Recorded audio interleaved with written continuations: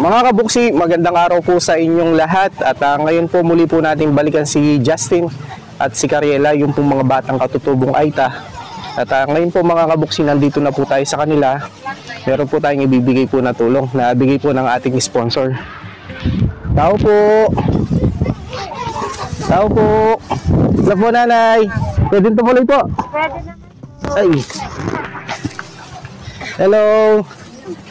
Hello Justin, hello Cariela. Anong ginagawa niyo po ngayon nanay?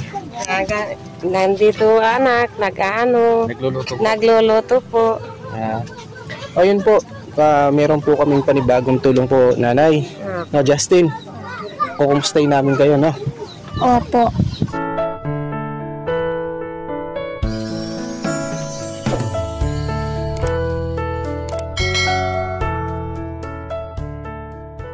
Magandang araw po nanay. Hello Justin. Kumusta Justin? Hello Cariela. At ngayon po mga kabuksi, muli po nating binalikan sina Justin at si Cariela para may panibagong tulong po tayo at nabigay po ng ating sponsor. O kumusta po nanay? Maganda naman po sir.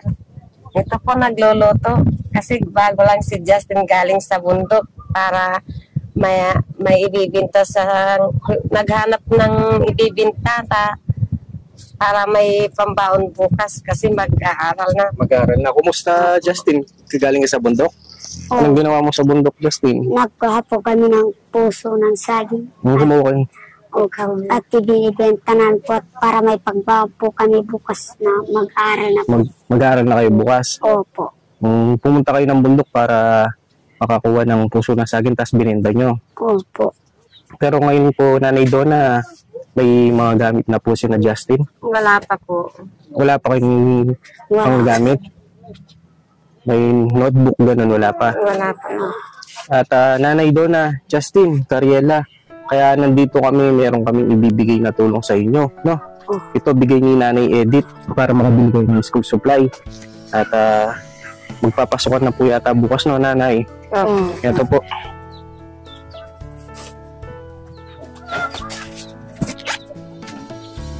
Bali, nagpadala po si Nanay Edith po ng 2,821 pesos po.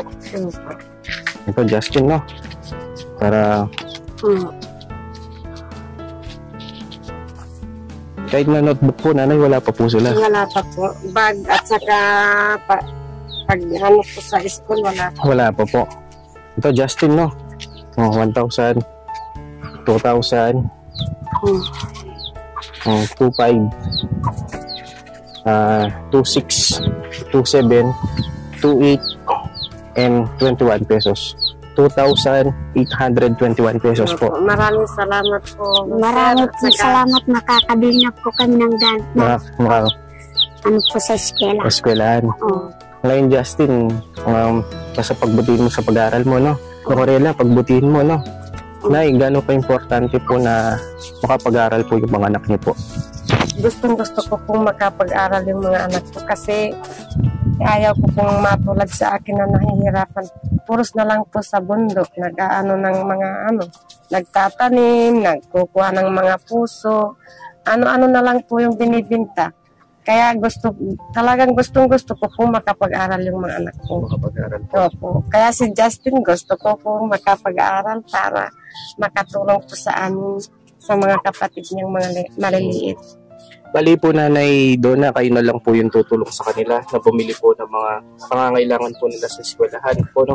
Tulad po ng notebook, ng bag, at yung pong gamit po nila, no? Justin, anong mo ngayon na nakakabili ka na ng gamit mo? Nagpapasalamat po ako sa inyo.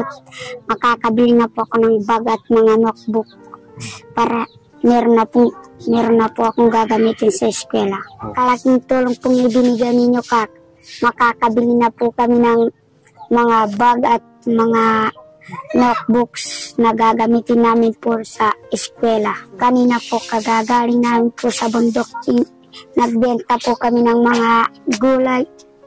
Pinagbili nilang po ng bigas. Pero iniisip namin po na wala pa kaming pagbili ng mga notebooks at bag. Pero nung dumating po si Kuya, na binigyan po kami ng tulong na makabili ng notebooks. Kaya po nagpapasalamat po kami. Basta Justin, pagbutihin mo sa pag-aaral mo, no? Tsaka si Cariela. At nanay, yan po, bigay po ni Nanay Edith. Ako po ay nagpapasalamat din po kay Nanay Edith sa lahat po ng mga sponsor po natin. Pali si Nanay Edith po, nagpadala po siya ng 2,821 pesos po. Yun po yung binigay natin para sa mga bata ng pambili po nila ng school supply o gagamitin po nila. Kasi po mga kabuksi, sina Nanay po at sina Justin, alam ko po na napakahirap ng pamumuhay po nila. Hindi man po sila makabili po ng mga gamit ng mga bata. Kung hindi po magtatrabaho yung mga bata na pupunta po sa bundok, kukuha po ng puso ng saging, kukuha po ng gulay, inuuna po na muna nila yung pambili ng bigas. Kaya yung mga bata, hindi po sila makabili ng mga gamit. Justin, para sa iyo, gaano importante na makapag-aral kayo? Importante po. Kasi po nga makakabili na po kami at meron na po kami gagamitin kapag papasok sa school. At saka po, hindi na po kami mag-aano pang isip na wala pa pong gagamitin. Paano yan? Pero ngayon po meron na. Iniisip mo kanina na pumupunta ka ng bundok na wala pa kayong notebook, wala kayong gagamitin. Kasi magpapasokan na bukas, no? Pero ngayon, Justin, ito na. Makakabili na kayo.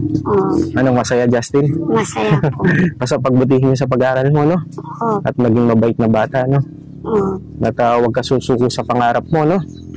Salamat po, Nanay Edith, sa binigay niyo pong tulong na pagbili po ng mga gamit namin sa pag-eskwela. Kaya marami pong salamat. Magpupursige po kami mag-aaral, magsisikap para makatapos po, makukuha ang pangarap. Matulungan namin pong aming magulang at kapatid. O Nanay, doon na, no? Justin, hindi na kami magtatagal, no? At pagbutihin sa pag-aaral niya. Nanay, kayo na lang po yung tutulong sa kanila na bumili po ng gamit. Kasi para, alam nyo naman din po kung ilan kakailanganin po din na notebook, tsaka mga ballpen, lapis, no po. O Justin, mag-aaral na mabuti, no? Cariela, mag-aaral na mabuti, no? At mga kabuksi, ito po, meron na naman po tayong panibagong tulong po na naibigay po kay Justin, kay Cariela, na gagamitin po nila na school supply o pambili po ng school supply kasi po magpapasokan na bukas. Kaya po ako'y nagpapasalamat sa lahat po ng mga sponsor po natin na nasa ibang bansa na walang sawang pagtulong, pagmamahal at pagbibigay niyo po ng pag-asa, lalo na po sa mga kabataan na gustong mag-aral. At nakikita ko po sa mga batang ito na yung pagpursige nila, kahit na sila po ay katutubong Aita, na yung mga pangarap po nila at gusto nila po makatapos. Sana po mga kabuksi, marami pa po tayong mga kabataan na matulungan na mga kagaya po nila na gustong mag-aral, ngunit sa kakulangan at wala pong sapat na pera, minsan po nahihinto yung mga bata. Kaya yung po mga ganito mga kabuksi, kailangan po talaga nila na matulungan po natin, lalo na po sa pinansyal.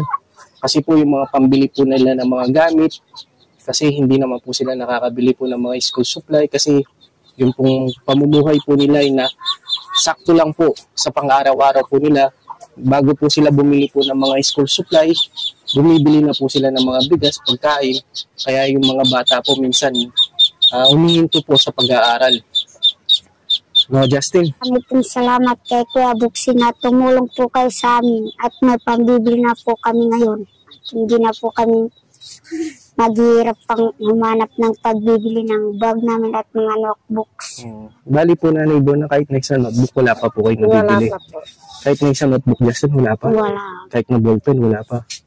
Namumubli na po ako, sir, nga at kasi wala pa po akong mapambili ng mga bag, notebook, at saka magdamit pang eskwela po, wala pa po. Kaya maraming salamat po sa inyo. Ako po, Nanay, no? Sige, Justin, no? Hindi na kami magtatagal, no? Basta mag-aaral ng Cariela, mag-aaral na mabuti, no? At maging mabait na bata, no? At mga kabuksi, maraming salamat po sa inyong lahat. At ngayon po, ito po, meron na naman po tayong panibagong naipagkaloob na tulong para sa mga kabataang Aita. Maraming salamat din po mga kabuksi sa mga subscribers at mga viewers po natin na walang sawang pagsuporta at pantangkilik niyo po sa akin. Sana po sa mga hindi pa po nakapag-subscribe sa aking YouTube channel, maklik niyo po notification bell para updated po kayo sa mga video po natin. At sana po ma-share yan, ma-like niyo po, ay napakalaking tulong na para mas marami pa po tayong matulungan. O sige po nanay, no? O Justin, alis na kami, no? Ariela. Sige po mga kabuksi, maraming salamat po sa inyong lahat. At lagi po kayo mag-ingat, pagpalain po tayo ng Panginoon Diyos. O sige Justin, bye-bye po.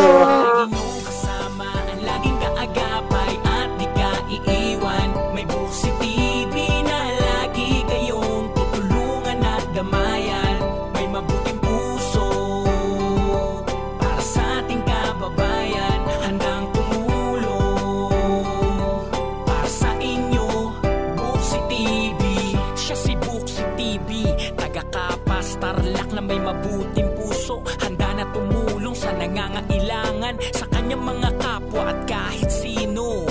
Dating tricycle driver at ngayon ay naging charity vlogger. Malapit ang puso sa senior citizen, may mga